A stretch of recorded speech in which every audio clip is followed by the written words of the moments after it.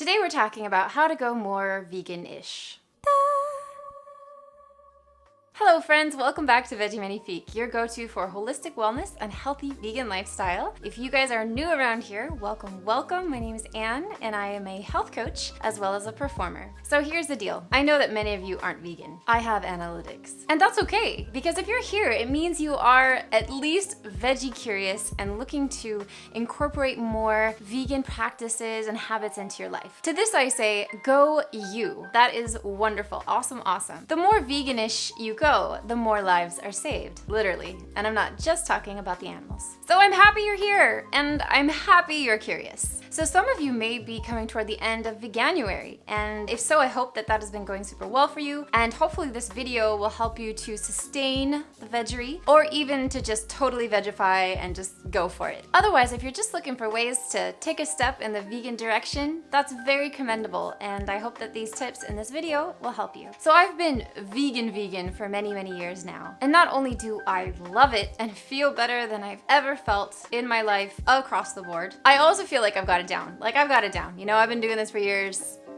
I've got it down. So I'd like to share some tips with you that have helped me over the years, and hopefully they will be helpful to you. But before I jump into the tips, just really quick, now would be a great time to hit the subscribe button and click the notification bell so that you don't miss out on future content. Okay, so let's go vegan, or more veganish. So my number one tip is to add in more fruits and vegetables. So let's start with the most basic of basic advice here. If you want to go more vegan, add more fruits and vegetables into your diet. This will mean less space on your plate and in your tummy for animal foods like meat and dairy. So adding in is such a better way to look at things than like removing or cutting out, because when you think about like cutting out or removing, it sort of has this feeling of deprivation. So let's reframe this, and it's not about depriving yourself, it's about adding in more of the good stuff. So this is a concept I learned about at IAN, where I did my nutrition studies. If you're interested in learning more about holistic nutrition, I will leave a link. But this is just one of the wonderful concepts that I learned and I've really appreciated, and I've used it in my own life so much. Add in more of the good stuff, less room for the less good stuff. Also, about the deprivation thing really quick, you're not going to be deprived. On a vegan diet, you can definitely have your cake and eat it too. I do.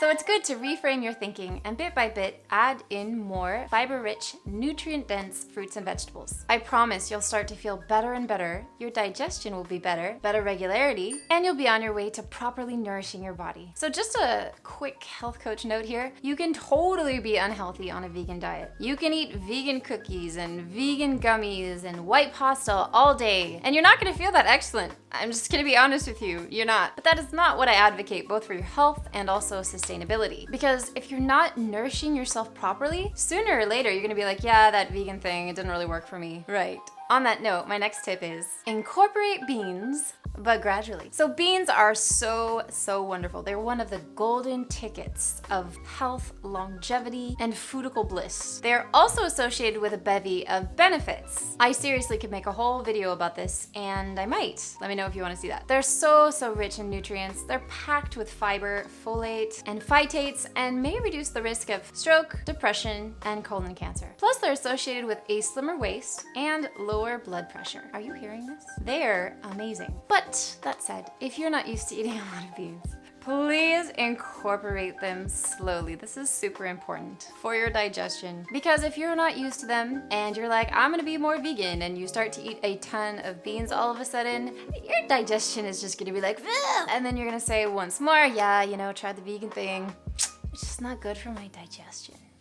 Now, aside from major issues like IBS or Crohn's, most people, the problem that they have with beans is that their digestive system is not used to having all that fiber. It's just kind of like, whoa. So gradually, you definitely want to eat more beans, but do it slowly, bit by bit, bean by bean. You'll thank me later. Also, see below, because I will leave a link or two about how to make beans more digestible and how to ease that process. My next tip is educating yourself on your why. So why do you want to go vegan? Or why do do you want to go more veganish? People generally go vegan or veganish for a few key reasons. They go vegan for their health, the animals, and or the environment, or all of the above. Now, regardless of your motivation, that's fantastic. All of those reasons are fantastic. The thing that's a little unfortunate is that a lot of vegans can be a bit snobby about through which door you enter. Like, if you don't enter through the for the animals door, you're not legit. And the truth is, if you enter through, say, the health door, it means still that fewer animals are dying. And furthermore, when you go vegan for one reason, chances are that as time goes by, you're going to see the validity of the other reasons as well. So be a nice vegan. Just be a nice human.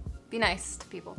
So, personal example, I entered through the health door after watching Forks Over Knives. It really inspired me. So for my health, I started to eat more veganish. As time went on, I started to educate myself more and more on what was happening to the animals and how. And it was totally horrifying. And this actually really helped me to go vegan, like full throttle, like 100% vegan, as opposed to like a chigan. Because once you understand what's happening to the animals, it's less about, oh, well, a little bit here, won't harm me. Well, that's true, but it will harm someone else. And then of course I went on to learn more about the environmental impact. And then you have the trifecta reasons. So generally you start with one door, you learn about other doors. Do you like this door analogy? You picking up what I'm putting down here? Anyway, it's a process. It's a process. So regardless of the door, awesome. If you want to be more vegan-ish, that is a step in the right direction. But just don't let anyone bully you for taking steps in the right direction. I applaud that. So we're not trying to be perfect here. We're trying to make progress. And that's really what this video is all about. So you vegan please out there, don't fight terror with being terrible. Be loving, please. Be inclusive. Invite non-vegans to your parties and show them your wicked vegan tiramisu. It's a lot more compelling that way. Besides, most people can't go vegan cold turkey, as it were. It takes time for your body to adjust and adapt so that your transition doesn't involve any sort of issues. If you want to go vegan, from one day to the next, that's fine. Just be aware that your body might be like, whoa. So it's more sustainable to gradually veganize. That is just my personal professional health coach opinion. So here are some wonderful resources that you can look into for furthering your education on this vegan journey. So for documentaries, Forks Over Knives is absolutely excellent. What the Health, Dominion, Game Changers, Earthlings, the list goes on. Book-wise, you can read The China Study and Whole by T. Colin Campbell, Diet for a New America by John Robbins, The Kind Life by Alicia Silverstone, anything by Dr. Neil Barnard, anything by Dr. Greger, and the list goes on and on. So since I can't mention them all, please, if you have a favorite that I didn't mention, please put it in the comments down below so that others can check out your favorite veganizing resource. So next up is try meat and dairy substitutes. Look, I know a lot of the sticklers are going to say, but Anne, vegan meats and cheeses are often so processed. To which I say, yes, sure, a lot of them are processed. However, are they incredibly helpful? Absolutely. They're so useful in a transition to a vegan diet because what they can do is do a straight swap with what you've been previously eating without representing a huge, gigantic change. So this is a wonderful transitional step. So if you're used to chewy and meaty textures as well as the herbs associated with the preparation of meats, having a meaty substitute is so very helpful. And in all or most cases, the processed fake meat is healthier for you than the antibiotic and sometimes pus-filled animal product counterpart. Don't believe me about the pus? It is hard to swallow. I'll leave a link below.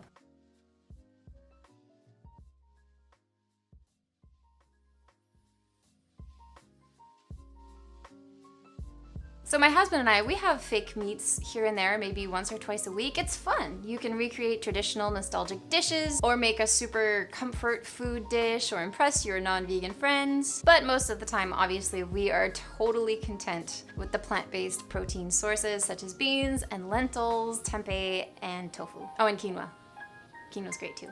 But we've been doing this vegan thing for a while now, so we're definitely acclimated and we just have the more processed, fake, meaty type things as like a treat. Whereas if you're just starting out and you're trying to veganize, it's a wonderful, wonderful gateway into eating less animal. So on that note, my next tip is to be patient with yourself. In order to go more vegan-ish, you must be patient with yourself.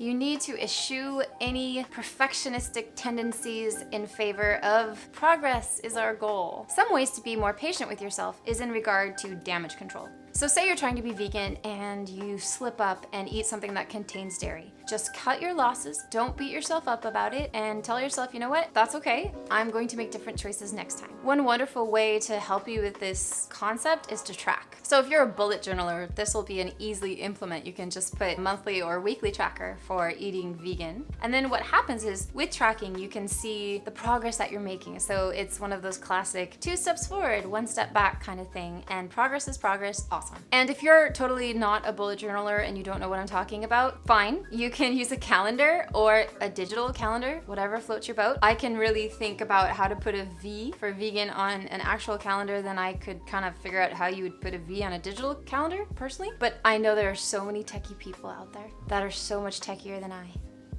My point is, it's really great to track it because you can see all the days that you've been vegan, and as well, it kind of motivates you, right? Because you're like, okay, I really want to put a V on the calendar, so maybe I'm not going to eat this thing. The reason that I recommend tracking is because it helps you to see the bigger picture. If you're tracking, it motivates you to make different choices so that you can check a box, yes, but also it helps you to see how you're doing on a larger scale. So if you do slip up, you look at the calendar and you say, okay, well, you know, I sort of messed up today, but the last 3 days were excellent, not a big deal. My next tip is to fill your kitchen and pantry with yummy and delicious vegan food. If you're trying to go more veganish, one of the best ways to help you with this endeavor is to fill your kitchen and pantry with loads of yummy food. Get a bunch of fruits and veggies that you really enjoy, and if you're just starting out to adding more fruits and vegetables, maybe in the beginning, just pick the ones that you really love, and then later you can start to get more experimental, but just buy all the fruits and veggies that you already totally dig. Also, don't forget about frozen fruits and vegetables because they are so helpful. If you want to make a smoothie, pull out the frozen berries. If you want to make a quick stir fry when you're tired and you need a quick dinner, frozen vegetables. It's so helpful. Now, my bestie Chloe and I made a video all about our go-to vegan pantry staple, so I will definitely link that. That's a great resource for helping you to keep your kitchen stocked with all the go-to vegan fare. Just make sure that you have all the basics on hand so that you could whip up a quick and easy meal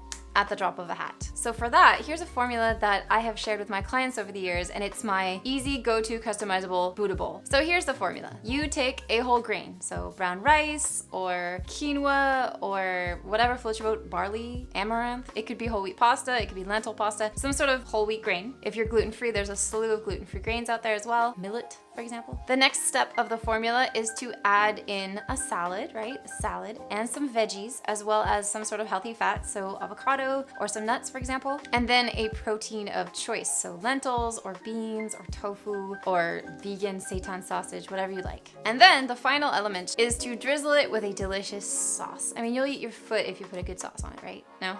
The sauce is pretty much key. It makes it so delicious. So I will put some sauce recommendations down below. Of course, another tip is adding delicious toppings. So you can add nutritional yeast if you like that cheesy flavor. You can also add some sesame seeds, or what I like to do is I like to saute sunflower seeds. This is a tip from my bestie Chloe. She taught me how to do this. So you just saute sunflower seeds and then you add in a little bit of tamari and mix it up and you put it in a jar, and then you have that to add to your salads or pastas throughout the week. It's so good. It makes it so delicious. It makes salad like, woo, so much better. And honestly, this is one of our go-to meals. My husband and I, we eat a Buddha bowl often, and it's so customizable for whatever you have on hand. You look in your fridge, you say, oh, okay, I'll have some asparagus or some beets, you know, always keep greens on hand. That's one thing that you want to make sure that you're getting into your diet, just because it packs such a nutrient punch. And if you don't have beans or lentils, why not put a big dollop of hummus? That's chickpeas. Cool, man. You know, that's fine. Hummus is so handy for adding in some beans, right?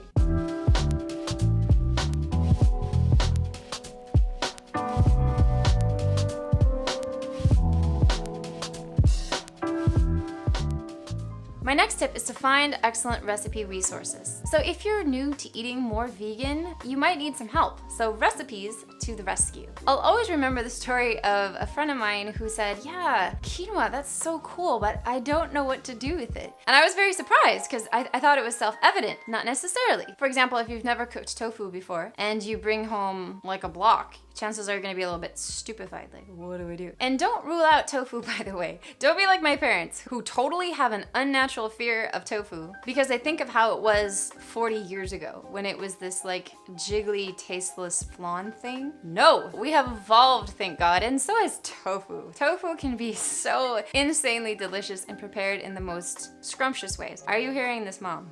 If you guys would like a video actually on all the different ways that I prepare and use tofu, let me know in the comments below. I'd be happy to make that for you. Anyway, back to what I was saying. Recipes can really help you when you're altering what you eat. Now, you might not usually use recipes, and I totally get that. Like, I'm super ad hoc in the kitchen, but you might be used to cooking like instinctually other things that aren't necessarily vegan. So just to get you started cooking things differently, recipes can help you to compose different kinds of meals. So some resources for good recipes that I can recommend are Minimalist Baker. I love so many of her recipes. Sadly, she is no longer vegan, but she still has oodles of plant-based recipes. Also, Rainbow Plant Life has a slew of delectable recipes. Pick Up Limes as well. And then the Friendly Vegan Cookbook, which I unboxed a couple months ago. But I have to let you in on a little secret. What I do is I go to DuckDuckGo and I type in whatever it is that I have. So if I have asparagus on hand, I'm gonna type in vegan asparagus recipe, and then you just see what comes up. And it's so helpful in using up lingering items in your kitchen. Like if you don't know how to cook quinoa, you just type into DuckDuckGo vegan recipes with quinoa. It's as simple as that. There's so many recipes out on the internet these days. So I'd love to share some more recipes with you on Veggie Magnifique, but I'm currently a little perplexed about how to film recipes in my new kitchen. It's not that it's small, it's that I would be filming with my back to you to one side, or it would just have to be like overhead of the food, which is very close up. So I'm still trying to figure this out because we don't have an island, we don't have an open concept kitchen. So I'll still keep thinking about it because I know some of you have mentioned you'd like more recipes, and the truth is I would love to share more recipes with you. I just have this like perfectionistic tendency, not good. But that being said, we have a few yummy vegan recipes in the archives. For example, the Asian spring rolls, the mushroom bourguignon, we have oodles of cookie recipes. So we do have some recipes in the Veggie Magnifique archives, but in terms of like new recipes, I will work on that. My next tip is to veganize your fave recipes. So if trying new recipes is just like, wait, no, whoa, write down a list of all your favorite recipes. So most people eat between like 5 and 15 recipes sort of on repeat, right? So write down all those recipes that you love and then think about how to veganize them. So many of them are a lot easier than you think. So for example, if you love making pizza, you can make a pizza, but instead of putting a bunch of cheese, you just put a bunch of veggies and maybe vegan cheese if you want to go for broke. And then another thing you could do is add slices of vegan sausage, and you can find these things at any grocery store, you really can. The vegan sausages these days, there's like a huge choice at the grocery stores. In France, I know for sure, as well as in the States, those are the two places I can speak for. In other countries, I'm not sure. However, more and more of these things are becoming available worldwide, so that's a great thing. And then say for example, one of your go-to recipes is chili. So make your chili sin carne by adding in some of that Gardein non-beef ground beef. It's phenomenal, you won't know the difference, but your organs will. Now, if you love creamy sauces, and who doesn't, you can make a delectable vegan version of a creamy Alfredo with cashews and garlic and all sorts of like nutritional yeast. By the way, we have a video that we made about vegan swaps that I feel will really help you in this department of veganizing your recipes, so I will link that. But just taking a moment to analyze how you currently eat and thinking about how you can make small tweaks can really help you in your endeavor to go more plant-based.